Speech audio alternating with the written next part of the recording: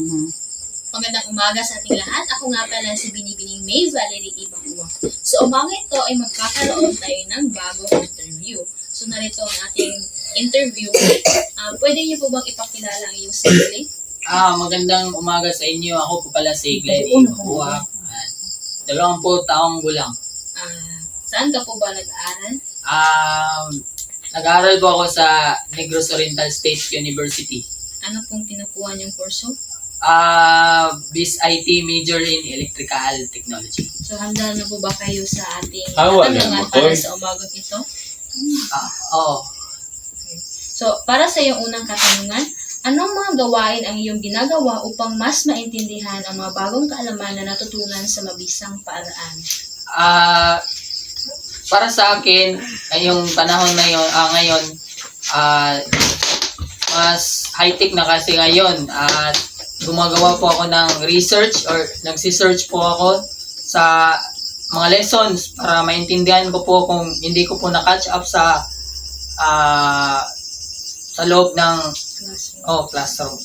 Anong mga ginagamit mo pong search or app para mas matutunan mo ang iyong aralin? Chrome at Google.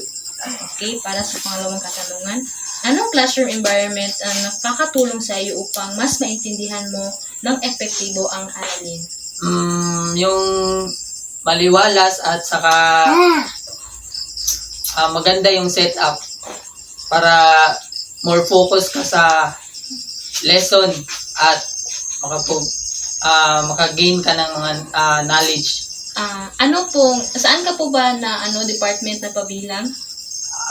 CIT. Balita ko maraming aircon daw sa CIT.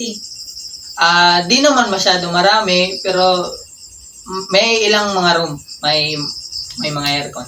Na nakakatulong sa iyo upang mas maintindihan niyo ang aralin na itinuturo sa inyo. Kaya maganda yung mga room na meron kayo sa CIT. Tama po ba? Oo. Okay, sa pangatlong katanungan, anong mga pagsubok ang iyong mga naranasan? Pwedeng academics, pakikipaghalubilo sa iba o iba pang aspeto ng iyong pag-aaral. Financial problem. Kasi di naman kasi kami may pera. Kung anong binibigay ng magulang ko at kaya ko yung tipirin. Yan po. Sa academics naman, ano yung mga naranasan mong mga pagsubok? Sa academics, yung reporting. Bakit mo nasabi? Kasi ako kasi is mahirap kasi para sa akin na yung reporting kasi di ko gaano gusto yung reporting. Okay. So, pang-apat at panghuling katanungan, paano nakakatulong sa iyo ang teknolohiya sa iyong pagkatuto? Maraming paraan na nakakatulong ang teknolohiya kasi lalo na ngayon, high-tech na ngayon, moderno na, at saka pwede na nating makuha lahat ng impormasyon sa website, app, kung ano man ang gusto nating malaman, pwede na nating ma-search ngayon. Yan ako. So, maraming salamat at dito na po nagtatapos ang ating panayam. Sa araw na ito ay magkakaroon tayo ng panayam. So, nandito po ang ating interviewee. So, maaari mo po bang ipakilala ang iyong sarili? Ito po si Baltasar Ibangua. Matanda na, 64 years old na po ako. At taga-Santurillo ako sa Museo Oriental. Para po sa unang katanungan, anong mga gawain ang iyong ginagawa upang mas maintindihan ang mga bagong kaalaman na natutunan sa mabisang paraan? Kalimitan ang ginagawa ko ay nag-research ako sa library at nakikinig ako sa mga testimony. Halos araw-araw kong nakikita yung mga teacher na nagtuturo sa akin. Pinakinggan ko sila. Saka meron akong natutunan. Sa anong paraan sila nagtuturo sa inyo? Anong mga paraan o anong paraan ang ginagamit nila sa paghatid ng impormasyon sa inyo? Sa paggamit ng libro, sila ang nag-explain sa mga lesson namin para lang maintindihan naming mga estudyante. Sa pangalawang katanungan, anong classroom environment na nakakatulong sa iyo upang mas maunawaan mo ang aralin ng epektibo?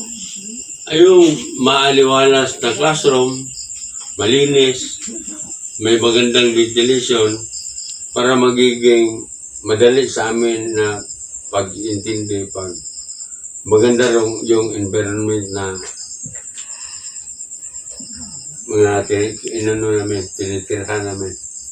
Okay po. Sa pangatlong katanungan, anong mga pagsubok ang inyong naranasan? Pwede itong sa academic, pakikipaghalubilo sa iba, o iba pang aspeto sa iyong pag-aaral. Pag-iulit yung tanong, binibili. Anong mga pagsubok ang iyong mga naranasan? Pwede itong sa academics, pakikipaghalubilo sa iba, o iba pang aspeto sa iyong pag-aaral. Daming pagsubok na dumating minsan, yung kawalan ng kakulangan ng allowance, walang pambili ng snack, yung eskwela, yung palaging pumapasok sa eskwela na walang laman yung tiyan. Pagsubok yan, kaya yung kalimitan namin ang iniisip ko na matapos lang yung kuha ko lang yung gusto ko, pagsakripisyo lang ang aking ginawa. Kaya sa awa ng Diyos, naintindihan ko minsan yung kasama ko yung mga kaklase ko, sa Lubilo, minsan sa academic, mapagalitan pa nga, yung nga, walang sapat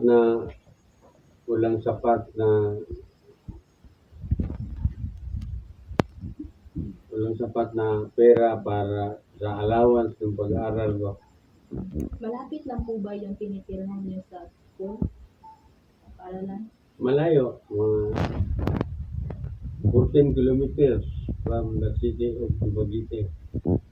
San Jose ako. Uwi ako araw-araw. 14 kilometers bibiyahin ko araw-araw. Mahirap po ba ito sa inyo sa araw-araw o Siyempre mahirap kasi tulad doon sa pag-aaral ko, kukunti yung sasakyan. Tapos, kailangan pa magkating classes gawa ng ang klase ko 5 to 8. Hanggang alas 6 lang yung sasakyan ko. Pauwi sa amin. Kaya, magkating classes, sakay sa last trip, pauwi dito sa San Jose. Mahirap talaga nung naranasan namin. Malaki ang kaibahan sa ngayon kaysa noon. Maaliwalas yung gawin ng maraming sasakyan ngayon. Noon, ang hirap yung sasakyan pa uwi, lalo na kung gabi. Okay. Pang-apat at panghuling tanong, paano nakakatulong sa iyo ang teknolohiya sa iyong pagkatuto? May teknolohiya ba noon nung kayo ay nag-aaral? Sa amin noon kapanahonan, pupunti lang yung hindi gano gagaya ngayon na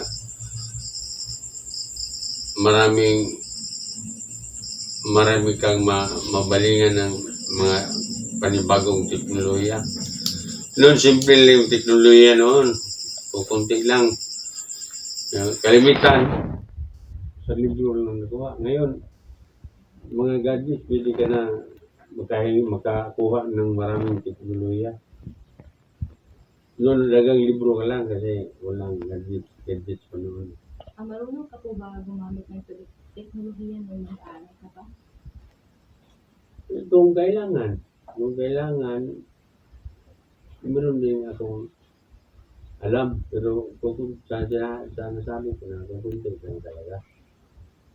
Wala kasing abundance ng magamit noon. Kaya ang technology noon kukunti kaysa ngayon. Ayan po. Yung naman. Wala ka na po bago doon. Siguro, wala na eh. Kasi, kapos na ako sa sagot ko. Wala na akong may sagot. Maraming salamat. At yun lamang nagtatapos ang ating panayam.